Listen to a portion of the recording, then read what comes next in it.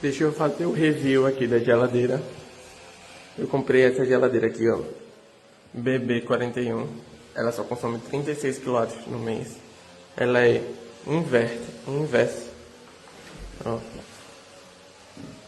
Ó, ela é bem espaçosa. É bem espaçosa. Bem espaçosa. Ó.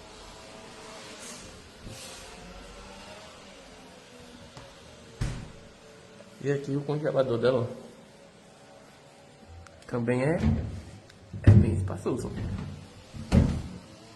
Ó.